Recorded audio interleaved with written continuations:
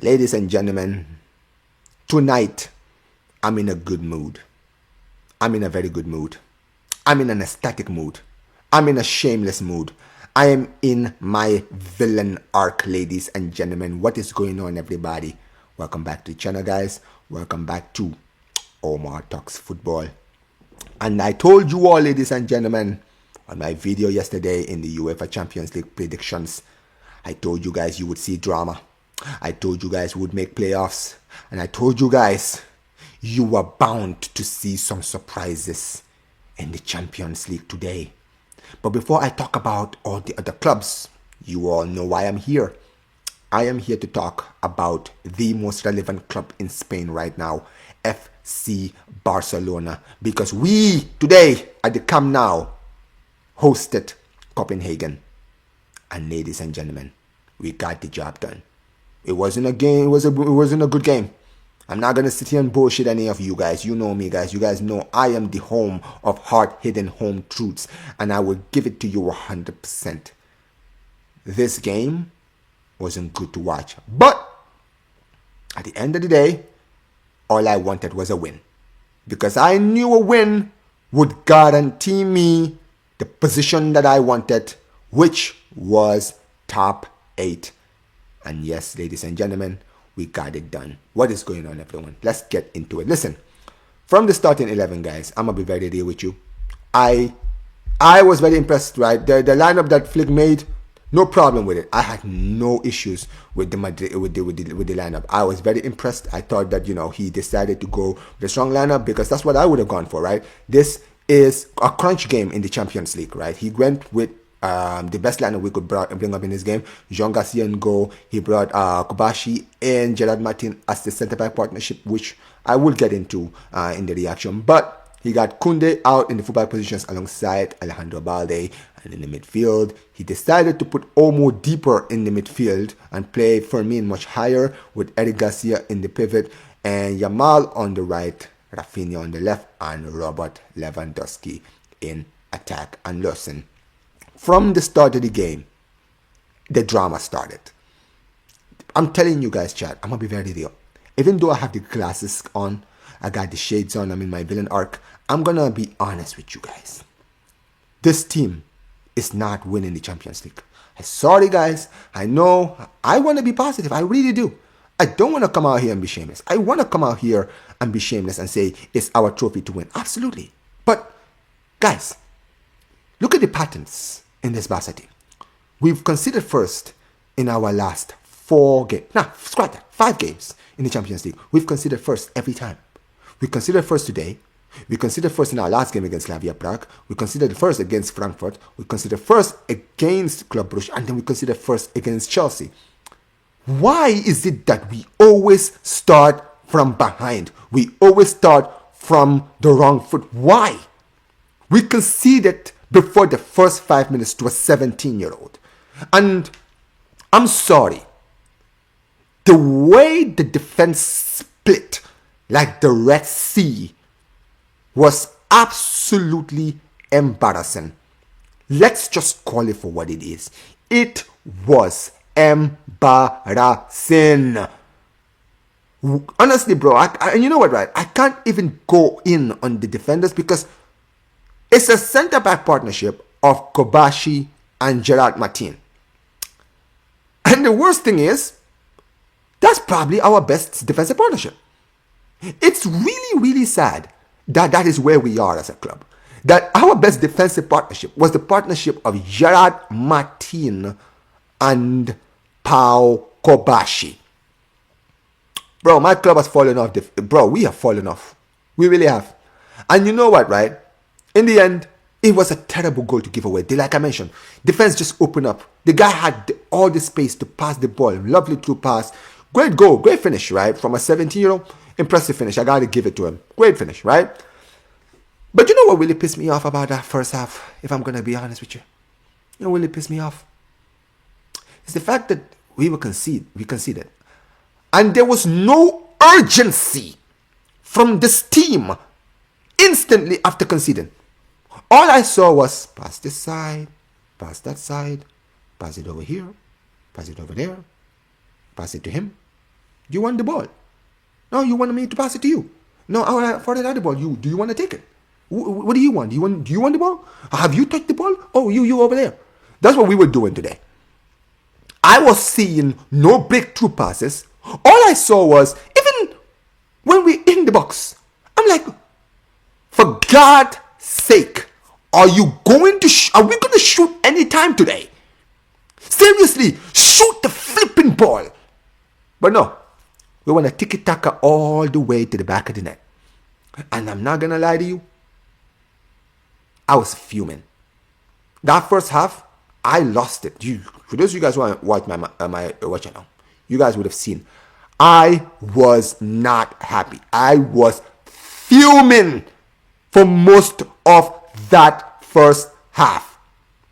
But thankfully, man like Hansi Flick actually gave these guys the hairdryer treatment. I'm sorry, I'm sure he did.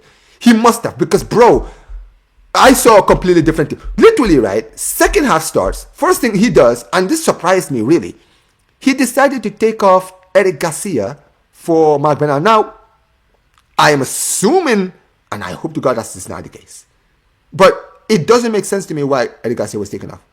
The only thing I can assume is the reason why he was taken off is because he was injured. And I hope on everything I love that was not the case. We don't need any more injuries. Please. Please, God, no more injuries. Right? But it really doesn't make any sense. He brought on Bernal, and I have to give it to Bernal. Bernal played well. In fact, watching Bernal in that second half made me wonder, bro, why didn't he just start? Why didn't you just start him and put Eric Garcia in the defense alongside Gerard Martín or Cubarsí? Why didn't you just do that? It didn't make any sense. I didn't understand it. But Bernal came in, and bro, from the moment we touched down, we kicked off in that second half, we were on their necks. I'm just sitting there like, wow.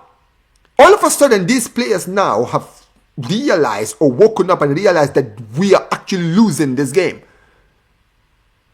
We went in, and guess what? Within 2 minutes of the second half starting, it was already 1-1. I'm like, wow, look at that. We show urgency, and then we score within 2 minutes. Wow, crazy. And you know what's, and the craziest thing is, and like I mentioned, there was all the other games were started at the same time. That first half, what really was pissing me off, another thing that I didn't mention, was the fact that if you look at all the other games, it seemed like all the other teams, all the other games in the Champions League were all rolling the red carpet for Barcelona to finish top 8. Especially Madrid and PSG and Inter and Dortmund. All of those teams were all not winning. None of those teams. But in the end, Lamine Yamal, who I got to give it to him. Bro, that Yamal goal, and let's be honest, right? I got to give Yamal credit. Goal and assist, but let me be honest. That first equalizer, I didn't mention it, but you got to give Olmo, that pass by Olmo was Pedri-esque. That pass by Olmo was Pedri-esque. You got to give it to him. The defense splitting pass, beautiful. And Lamine Yamal, you know what it is? I got to give Yamal credit. Because you know what, yeah? Lamine Yamal, we got to give him 2026 Lamine Yamal, amazing. He's doing the right things. Everything he's doing is working. And he's doing the right things at the right time. Even the goal he scored today, he could have decided to be cheeky and chip it and get in the headlines. But you know what? He made the right decision. He made the pass, gave Lewandowski an easy chance to score. And in the end, he also got his goal. It took a massive deflection, but hey, it is what it is. It doesn't matter. It was a goal, right? Massive deflection. It went in. 2-1 Barca. Now we're leading. We're in the playoffs. Especially now, Madrid are losing, right? PSG are still drawing against Newcastle. I know, at the time, Napoli and Chelsea was still 2-2, right? But basically, we are sitting 5th at that time. So I was like, okay, cool. This is what we need. But we need to keep going. Let's increase the goal difference, but also put this game to bed. Because Copenhagen were fighting for something too. And in the end, we got a penalty. And listen, I'm very, very honest, man. That penalty was... It was one of those things where I'm like, harsh, but there was contact.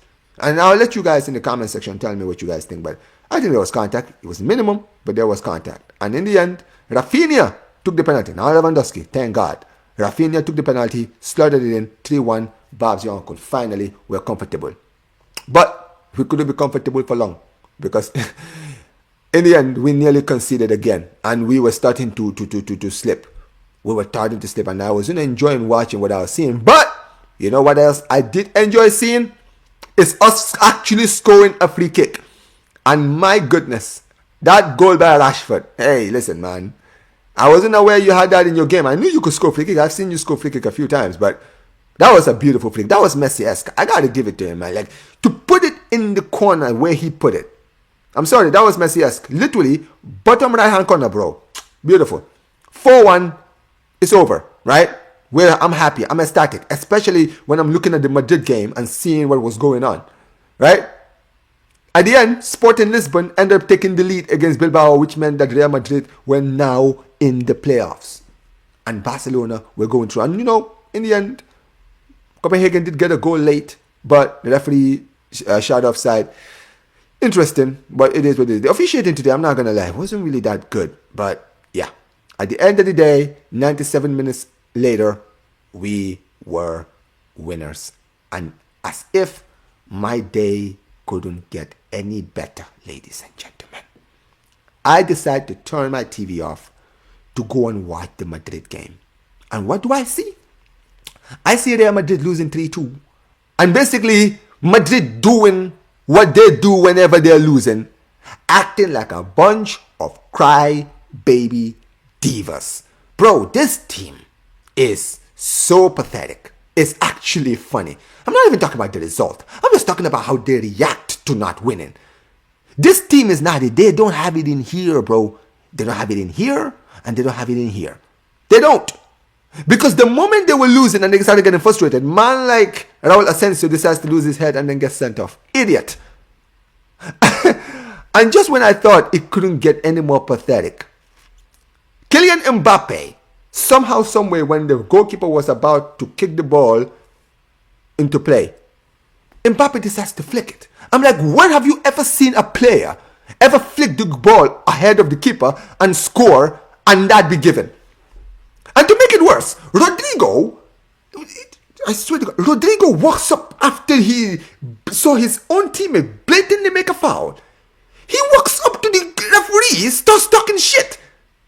And you know what? Fair play to the referee for not taking the shit. I'm being honest, bro. Fair play to the referee for not taking his shit. Send him off. That was a disgrace, bro. He deserved that. This is my point with this club, bro. They're so pathetic, bro. They are so pathetic. They don't know how to lose like a team. Okay, it's 3-2. You are literally one goal away from making the top 8. Don't lose your heads. But no, typical Real Madrid. When they're now winning, here we go, ladies and gentlemen. Bring out your popcorns. Here comes the cinema. And it was cinema. And you know what? It was beautiful football in Kama. Ladies and gentlemen, football won because in the end, Benfica scored a 4th. And it's as if it wasn't embarrassing of that Madrid were losing. It was the goalkeeper who decided, even when they were winning 3-2, you know what? This is the last chance of the game. I'm going to go and see what I can do. Try my luck. And you know what? Flicked it to the box. Beautiful header. 4-2. And ladies and gentlemen, my day was complete. Barcelona won. Barcelona made top 8. Madrid lost. Madrid missed out on top 8. And as you can see, ladies and gentlemen, let me show you all what this means. This is, ladies and gentlemen, what this means. As you can see, we are not going to be worrying about the playoffs. We are sitting 5th. We are comfortably in the round of 16. Real Madrid on 9th. Just missed out. Shame. But yeah. And as you can see, ladies and gentlemen, look at the teams who are in the playoffs. Inter, PSG and Newcastle, Juventus, Atletico Madrid, Atalanta, Leverkusen, Dortmund. There's a lot of good teams in the playoffs. I'm just hoping to God, ladies and gentlemen, that they run the fade Madrid versus PSG. Please, man, I beg you. That's all I ask. I don't ask for much. But it doesn't matter. As far as I'm concerned, even though we're not that good, I don't care. We won. We're in the top 8, round of 16, here we come. And Real Madrid, y'all can stay in the mud, and I hope to God that you get a PSG so that we can all be entertained watching you guys battle it in the round of 32. Big up to you guys. But let me know what you guys think in the comment section below. For everything I have said, make sure you guys smash the like button, subscribe to the channel, turn on notification, all of the beautiful stuff. And yes, ladies and gentlemen, Visca Barça, Visca Catalonia, hold out your Madridista pussios, and peace, you guys.